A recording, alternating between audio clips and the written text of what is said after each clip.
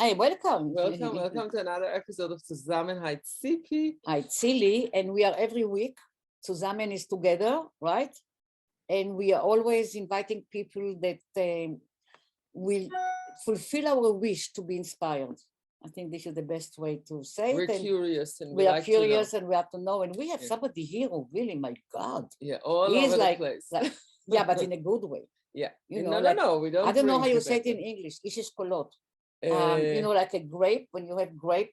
Many grapes. Many grapes. Right, okay. But anyway, Yaron Meiri. Right. Nice name, Yaron Chasamba. By the way, this was the true inspiration of my name, because my father was a sort of a fan of Yaron London, that he was the character, that Yaron Zahavi, you know, the base character of Mosin Zone. Yeah. So this was the whole chain of my name. Is a writer. I love Yaron Guys, London. you have to explain, because Yaron Mosin is a writer. He wrote the book Chasamba, and Chasamba was a huge book for teenagers, and he's talking about a group of kids doing stuff. So that's the history of the book. Right. So yeah, Yaron. Yeah. But Yaron, you're really all over the place, and you are, I think, involved in almost every artistic, memorial, educational project in Israel. Especially in Tel Aviv, no? No, Israel, everywhere. All over the place. All over the place. Okay. So tell us a little bit about your background, and how did you get to touch everything, everywhere, with everybody? Who are you? You know, my kids used to say, always to ask me, Daddy, what do you do? And I got problems in order to explain myself. By the way, not only to my kids, also to my parents. So finally, I reach out a sort of, I don't know, a title. You know, there's storytelling. I'm a storytailor, not a storyteller, storytailor. Very nice. You invented it? But I have to tell you something for a second, just to break it, because you're a storyteller. When my kids grew up, they're 23 now, when they were like 3, 4, and everybody is in the kindergarten asking, what is your father doing? What is your mother doing? They had no idea what to say. And I had no idea how to explain them. And Leon did so many things. So how can you explain? Late husband. So at one point, Leon was involved in the first Camp David. You know, he was advising President Carter and Asa Weizmann. So one day we drove with, we took a ride with a taxi in New York, and the driver was Egyptian. So I said, and it was right before Passover. So I said, you know, once, Daddy was the delegate. No. Pioneer, one of the pioneers. I had to use terms of kindergarten before Pesach, because he came to bring the Jews out of Egypt. So they were very busy in the idea of what was he wearing. So I said, no, he was wearing jeans, you know, this was a very different thing. And it slowly, we started to build a story, to tailor a story around something that Leon was doing, and they can understand. So, and every time they used something to explain what he was doing, and it was so funny, the whole idea, but okay. But I love what your kids. I remember that I told my mother I'm going to do a PhD in television and film television. She thought I'm going to fix televisions. You know, doctor, what a doctor, fixing. Until she passed away, she didn't understand what I'm doing. It's so amazing. I'm in the same page that you have. By the way, I have PhD in history. Oh, really? Yes, in history. But I started like in 2 channels. When I was young, I always am attached to all kind of the show business, music, dancing, drama, whatever. You were a dancer. Yes, I used to dance. My parents used to be, all those ball dancing, those. So my father was the king of rock and roll of Tiberius. Okay, my father. So I used to dance a little bit, and then when I was in the 8th grade, like all my friends, I went to play football, and then the trainer come to me and said, "What do you do in Monday and Tuesday?" I said, "Well, I want to go to the football." And he saw me dance. He said, "Drop the football, come to the dancing group." And this was the early days of my dancing days. So this was the start, and I went to drama, to theater. When I was 16 years old, I was in the United States for 4 months, putting shows from the caravan of the Scouts. So the caravan is like 10 boys and girls between the age of 16 and 70s. Wow. That are picked up for the youngsters here in Israel. We gather like a להקה צבאית, like a little dancing entertainment group. And we went to the States, and I think we visited more than 30 countries. And putting out states, yes. Putting out shows all over. I was playing the accordion, and I was dancing and singing, and it was in 79. So those days were back then. And when I was 18, I went to like a special training course from the army. So I went to learn Arab literature and the history. And I ended up by the way, in Egypt. I learned in Egypt half a year in Ain Shams University. We were the first and the last student delegation in Egypt. Wow, I didn't even and then I went for 5 years in the army. So altogether it was 8 years. But during those years, I was like isolated from all the entertainment show business. And I was dedicate myself to those matters. And during that time, I graduated also MA, master degree, and I started to do my PhD. And then my father and my mother says me, okay, stick to the history, go to the university, but I couldn't. I was, drove into the, I call it imagination engineering, something like this. It's a very nice concept you're using. Right. Yeah.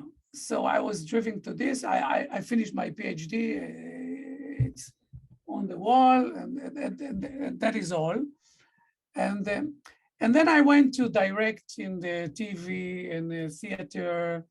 I danced in Lakat Bador in Bador group. Wow, you were serious. I was doing music for all kinds of musicians. I did campaigns abroad, election campaigns in Italy. I did musicals in Germany, and things got more and more deep with that area. And finally, I ended in Opan, which is my company, Opan Group. And now when people ask me, what does Opan Group do? And again, I'm having a problem because I need to explain what are we doing. So a small studio. Sounds like a small studio. Yeah, well, it's like, again, it's like our core business is the creative issues. The execution can be in many, many ways. Like we have one channel of tourist attractions. We've built this time elevator in Jerusalem. I don't know if you have been. Yeah. So this was our thought. Can you tell us what it is? Time elevator is an attraction that gives you a multi-sensoric summary about the history of a place, a city, or a site. We built it in Jerusalem in order to explain about 3,000 years of history in Jerusalem. So we came and said, okay, let us picture ourselves sitting like in elevator that are going through the years. And this is how, and back then it was simulators. Today I'm doing it. Travel in time of the time of Jerusalem. Amazing. Yes, and through this technology and multi-sensoric elements, you can not learn about history, also attach. Today, it's even better. Today, it's interactive. I can be interactive. Somebody in this journey, I can react. I can say whatever. You are using VR? Today, it's in VR. Yes. Okay. Back there, it was in simulator, then in 3D. I made time elevators in Agra, next to the Taj Mahal, in Toledo, in Spain, in Roma. By the way, until today, Roma time elevator. So this is one channel, tourist attraction. The second is museums. I was the planner of a Ferrari museum in Modena, in Italy. I was the planner of Torrance and Jewish Museum in Moscow. We did some chain of Jewish museums and Holocaust museums in Latin America with the Hebrew University. And we did the banking museum in Israel. And now we are working on the first international Hispano-Judea museum, the Hispanic Jews all over the world. And we're doing it in Madrid. So this is like the second channel. The third is like visitor centers. There's a lot in Israel, also around the globe. Tourist visitor center is what? What center? Visitor centers. In Israel, there's a lot. I want to ask you something about all the Jewish museums. What is the main thing that you focus on? What leads you when you work on a Jewish museum anywhere? One of the things that we wanted to change, and I think we had a little bit success of this, is to change the perspective that when you go to a Jewish museum, back then, you see a mezuzah or shofar on Hanukkah. But this is not interesting for the youngsters of the Z generation. We are now focusing about the Jewish thoughts, the Jewish values. What makes the Judaism something that has connection with lifestyle. So it's not knowing that, okay, in Hanukkah, you light up a candle in Hanukkah. It's understanding the Talmud, the debate, the way of the Jewish thinking. By the way, not from the perspective to how to glorify the Jewish religion, not at all, but as a method to improve the society, as a method to prove connection between youngsters, between parents, how to learn, how to invent, because we are involved now a lot with innovation centers, a lot. We built in Israel the first municipal innovation centers, and now we are starting this maneuver, transfer this idea. What is innovation centers? The innovation center today, I was talking about museums. This is, heading for the future. Today, especially in Israel, not only Israel, but everybody's talking about how to improve our lives, how to improve this in this matter and that matter. So municipality issues is all over the place. It's cyber, transportation, education, green building, whatever. So in Israel, there is a perfect system, which is called Merkaz Shilton Mekomi, like the central local governor. Yeah, that this center has built like a network of connections between all the municipalities in Israel. Now, we came and built one center that conclude all the new stuff that are touching all the aspects of urban municipalities in all those matters, technology, cyber, education. And this is a place to update and also a place to be updated.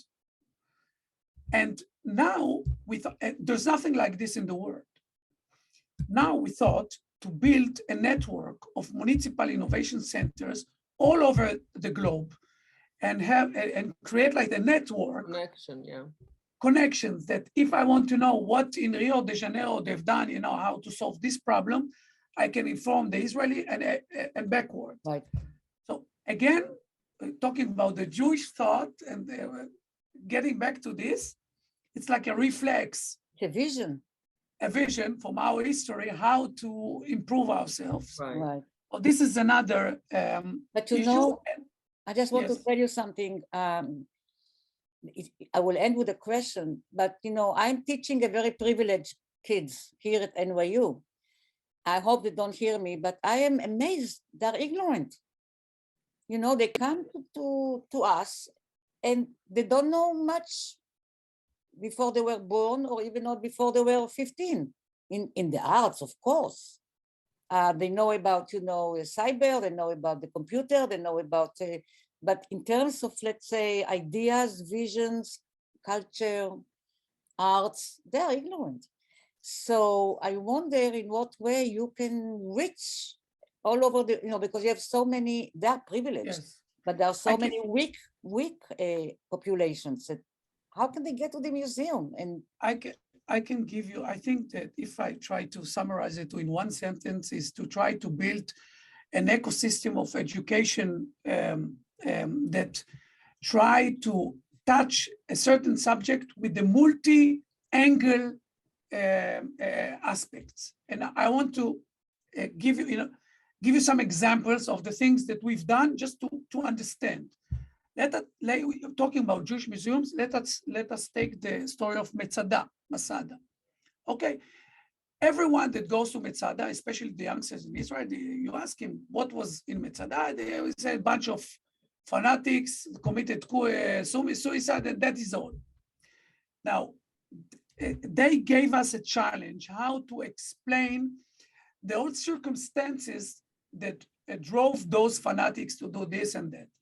So what we've done, we built an interactive auditorium in the back of Metzada, right, that you're sitting and observing like a special broadcast day that is happening in the year 70 AC, which is, by the way, 3 years before Metzada collapse.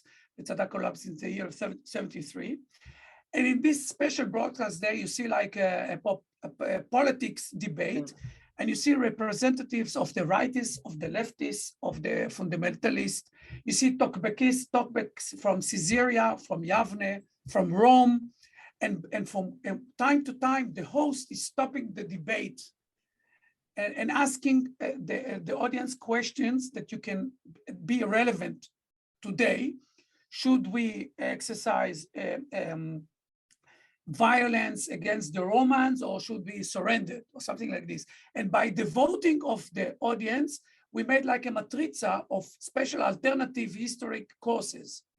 Oh. Now, you can be several times in this place, and you can relive the history in different ways. And we won a prize on this method of education because we made the story of Metzada, people can understand, because it was a civilian rebel, the great, they call it the Ameret HaGadol, the great civilian rebel between 67 until 73. So when you understand all the circumstances, the rightists, the leftists, those who went with the Romans, and all, you understand the story of Metzada, why they isolated themselves, why they did. So this is one example. The second example is we took Herzl legacy in Har Herzl, in Mountain Herzl, in Jerusalem. Now again, when you ask people what Herzl did, they say, well, he was born in here. But so what we did, like I'll give you an example of technology that we made.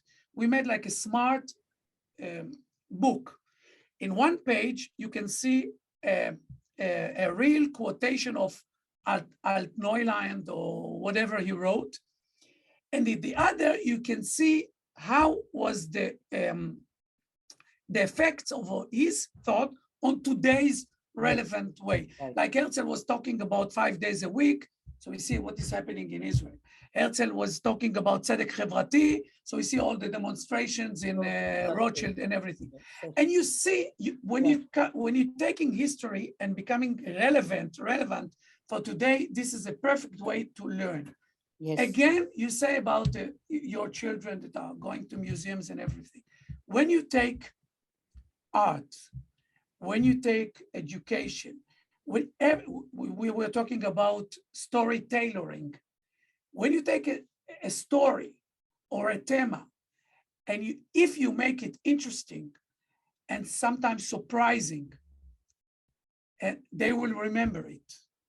they will inhale it, they will understand it, and they will, in future to come, they will be ambassador of those things. And when we try to we are always fighting with ourselves how to explain things in better way. Another example, not from education, Teva, one of the greatest pharmaceutical companies in the world, came to us and said, well, you know, we have a great medicine. It's called Copaxone, which is against MS, yes. And they're having from time to time international affairs to explain about this medicine. So the crowd is doctors. So you cannot tell them more than already know. But how can you touch them in a different way, in this way, in a very hard sell marketing way of Teva, in order to persuade them to use this medicine? So what I've built, I've built elastic space that is changing its dimension through the story. Mm-hmm. Think of yourself as a doctor. You're coming into a space and you're having like a relapse of the disease. So all the walls are closing to you and you feel claustrophobic, okay? Right. And now I start to explain you how the medicine works. And each time this wall is going like this wall going up, and by the feeling, you feel something else. So we use all those tricks in order to enlarge the explanation, make it better, make it even physical explanation, not from like they're in the moment of, if you are exactly, you put them at the moment as if you are in exactly. this position, in this situation. Exactly. So all those methods, multisensoric methods, right. Sometimes it's physical, sometimes it's multisensoric. Sometimes you try to take your audience, and we have a say in Hebrew, perfect say, how to make kahal to a kehila. Yeah, how to make audience to community. Yeah. How to make a visitor to a member. Right. Okay. Right. What if I'm a visitor? I only visit. But if I'm a member, if I'm part of it's like something that happens, on the stage. It's like it's exactly. You're not to bring you in. Yeah. Exactly. So these are some of the challenges that we are facing now, and it doesn't matter what field. It can be in philosophy. It can be in history. Another great thing that right now is happening. I was elected. I'm very grateful for this, to be a special advisor to the Prime Minister office to the matter of Hansacha, commemorandum in English. Yeah. Okay. In Israel. And one of the things that I came and said, how to take the commemorandum, the story, and make it an inspiration. Because it's not about that you say, okay, Ben Gurion was lived in this. It's not about the history. It's not about the little details. It's understanding how the story of this person, of another person, can affect my life, can make me or my kids or my friends or my society a better one. So this is transformation that we want to do. So what you're using hologram also? Hologram? Yes, in some matters we're using AR, VR in holograms. We are using a lot of holograms now. Yeah. Yes. By the way, another of my dreams is to create. You're going to. You probably know karaoke. All the clubs of karaoke. I can see where you're going with this. It's a huge phenomenon in Japan. Huge. Kara is empty, and Oka it's orchestra. It's like empty orchestra. So my dream is unlike the karaoke clubs that you pick up a playback of a song that you can sing. I want to sing with the singer. I want to sing with Frank Sinatra. I want to sing with, Carole King. You've Got a Friend. How to do it? So we built up like a test. We went to a special agency that are specialized in lookalike artists. Wow. And so my dream is like, if in every karaoke we'll have a stage with hologram, I can push up a button. I want to say, I can sing with Carole King next to me, and I can photograph myself. Great. And this is much better than just singing. Yeah. So this is talking about holograms. Yeah. But Yaron, I wanted to touch something a little bit sensitive, because you mentioned memoriam.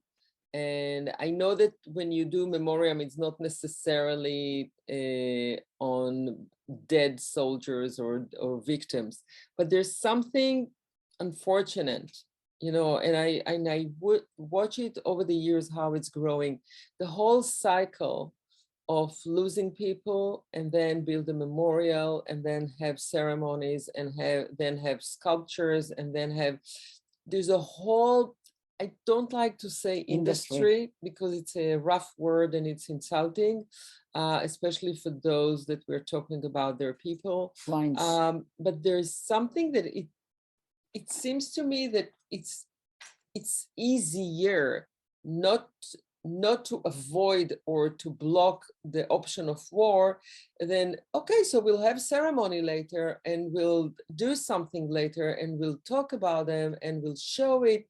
And it's hurtful, because we all Israelis, we have it everywhere. And I remember when the United States started with the big wars, with the Gulf War, with Iraq, with Afghanistan, and I see how in Memorial Day here, it's growing and growing and growing, and you have so many more families and so many more wounded.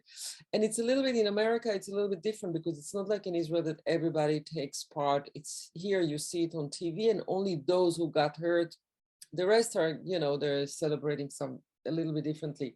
But it's painful how that if the energy that would everybody put the money and the energy to try to avoid war, you mean? The violence, and instead of ceremonies and sculptures, and it's just, I know that it's something that are you talking about getting the energy to avoid war? It's obvious that I chew water, because this is the human being thing, and it's going, and it will never stop.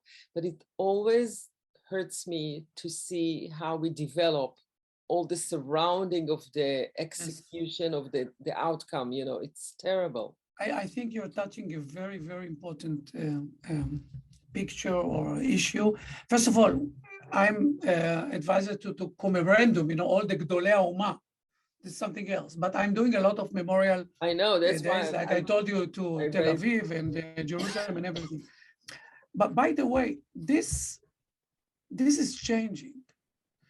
This is a little bit, it's a very delicate issue, of course, because everybody has something to say. Everybody is in more or less is a victim of this or victim of that. But I want to give you a little example from just last week. Last week, I was directed, a big ceremony of Israel to all the victims of the terror in Israel. And one of the things that I wrote as a script, and they kept it, is that terror is not only the enemy of Jews in Israel. Right. The terror is enemy of the Druze, the Arabs, everybody, the Israelis, the victims, 3 weeks ago in Tel Aviv, there were one Druze, one Christian. So this, by the way, are you with me? No, yes. Just yeah. Okay. So this issue is touching everyone, and by explaining it to the audience, by the way, it was the first time in Israel, like in a national memorial event, they were talking about our mixed society and our, heterogenic society, that this horrible thing that is called terror is the enemy of the Jews, the Druze, the Arabs, and everything. By the way, so it's a little bit changing in this direction. But if you take Yom HaZikaron, like Memorial Day for the soldiers, yeah. Yes, if you take this is a little bit tricky, but still we are fighting. And again, it always involves politics, always involves politics, and always involves a lot of other issues that this minister want to push this matter or not. But I believe that if you read in the newspapers and if you see them, sometimes avant-garde films, they in Yom HaZikaron, in Memorandum Day and everything, you see that there is a slight change or slight different direction in the air. But I'm not a naive. You said it better than me. We're chewing water. I mean, this is something to work on.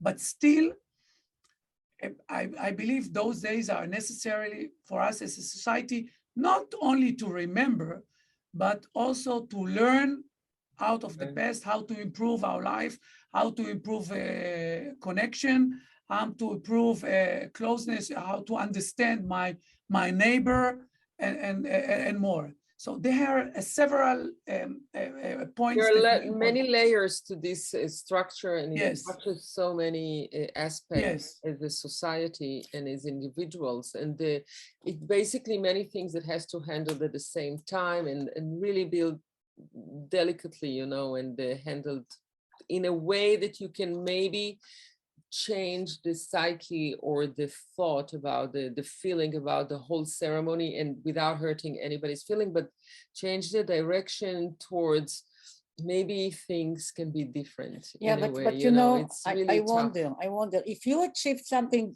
let's say before last month, that suddenly before last month, when we really had an increase in terror act and people were killed and stabbed and whatever. So you can try to do what just Tzili said and you, right? Build something, go a little bit to open the box and go so things will change and, you know, for something. And then you have this month and it's like going back years in terms of animosity and not being able to listen to each other. And then you have to start, it's like a Sisyphus kind of act, you know? But people have a short memory. Right. I don't know if it's a good thing or a bad thing in those matters. It works both ways, you know. Yes, like one of the things that we are now starting to build here in Jerusalem, as our plan, is to build the National Heritage Center in Israel. It will be in Jerusalem. And one of the main objects of this is to make accelerator, meitz in Hebrew, accelerator, right. To how to bring all parts of the society together. And this will be a major part of the National Heritage Center in Israel. You know, heritage is not only wars, heritage is not only this, heritage is also how to take those bad things that we had in the past and to start building something better. And our job as a storytailoring is how to take those subjects and make it, I don't know if the word sexy is good enough, but how to make it interesting, how to make it relevant today, how to make it interesting for youngsters, for people from Taglit, from Birthright that are coming to Israel, or for, I don't know, tourists that are coming, because this business, there is a beautiful word in Hebrew, it's called hamsara. Hamsara, that you take meser, which is a subject, how to convey those messages in a better way. And one of the great challenges in today's people don't read, you know, they don't read, they have a short, I don't know. You have to have sound bites. It's to learn ourselves how to deliver that message in a way that everyone can inhale it and eventually understand it and fulfill it. And, you know, my father always used to say to me that the only way to fulfill your dreams is to wake up.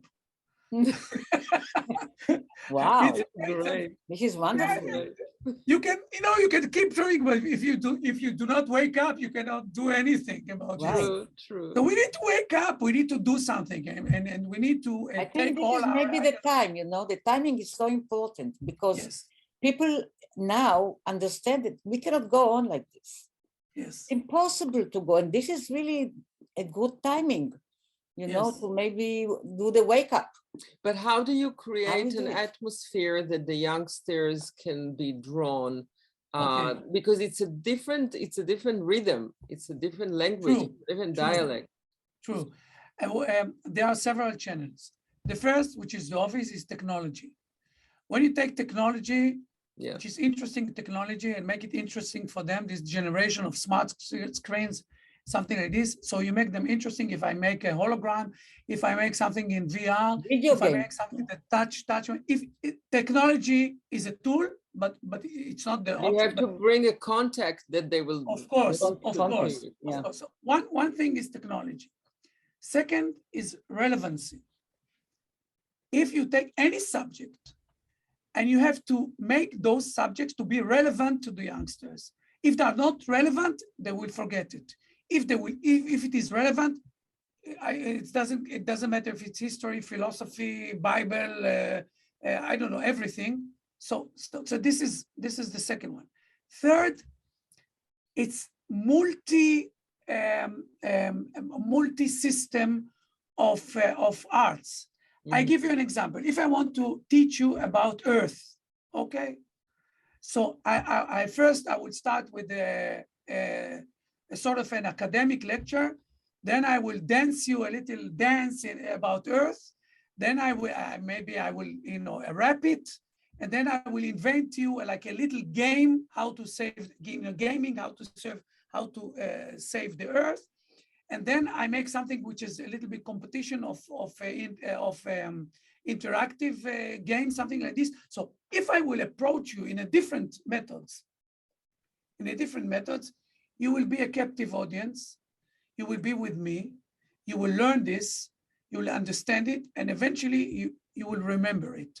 So again, I'm generalizing, of course. There are some people who want to go deep, and there's a lot of technologies that can make all those subjects to go deep and not, just to understand. So we can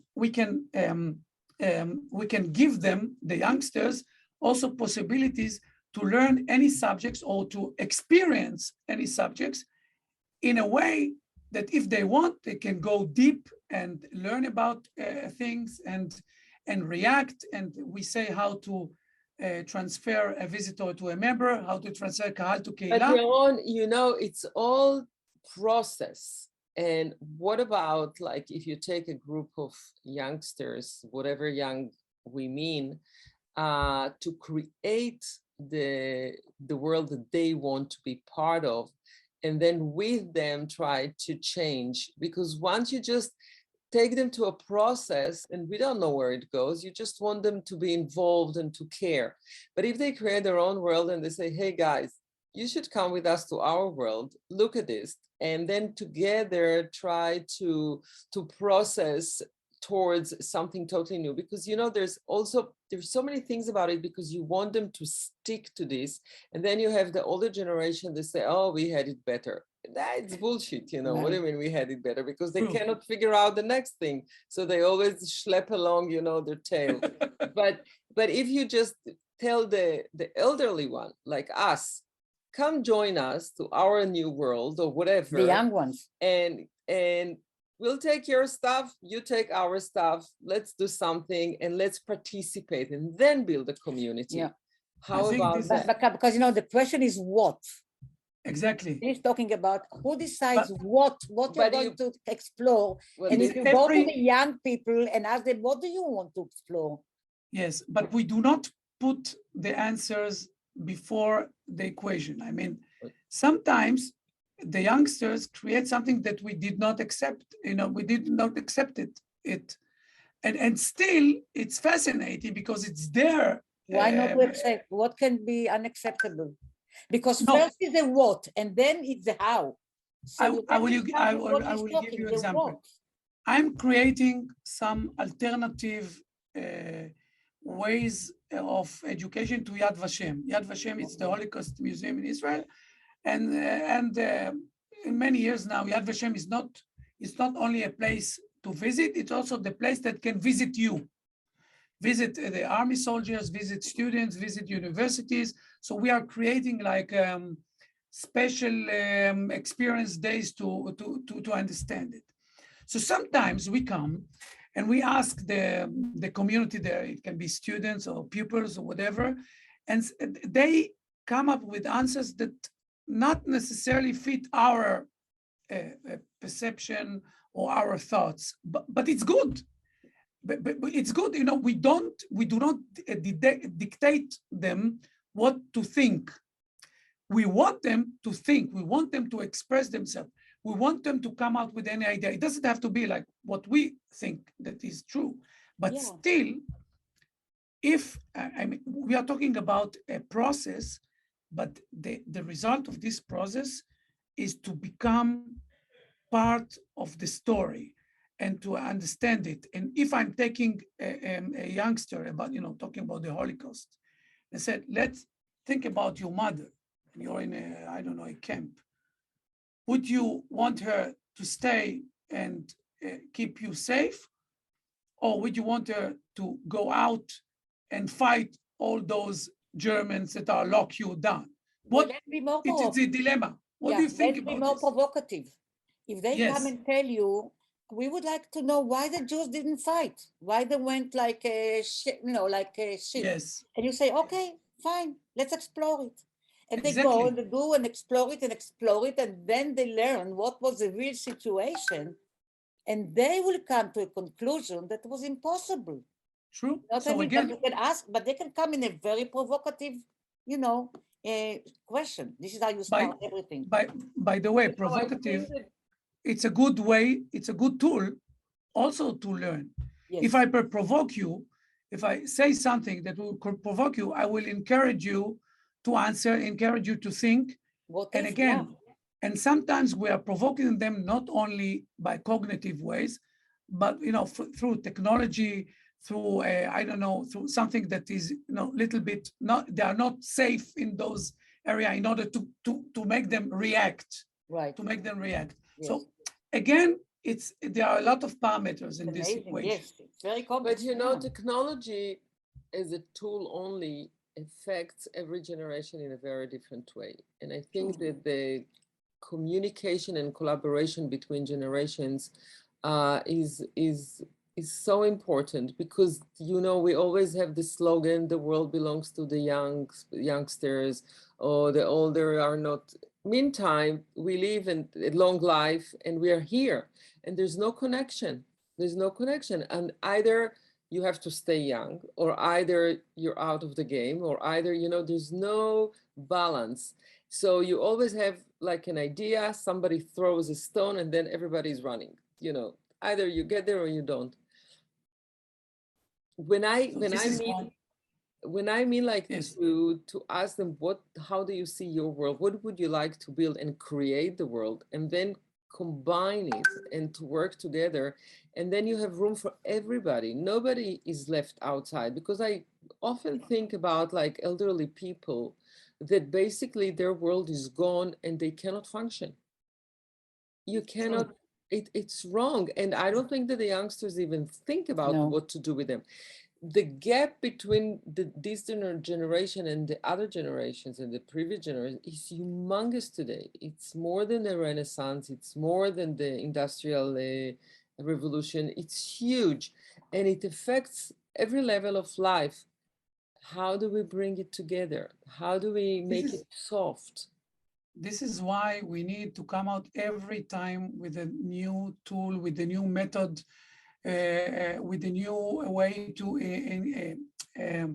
tease them to think differently. You were talking about the elderly. I have my youngest son had 7 brain surgeries, and he was badly ill. He's still ill.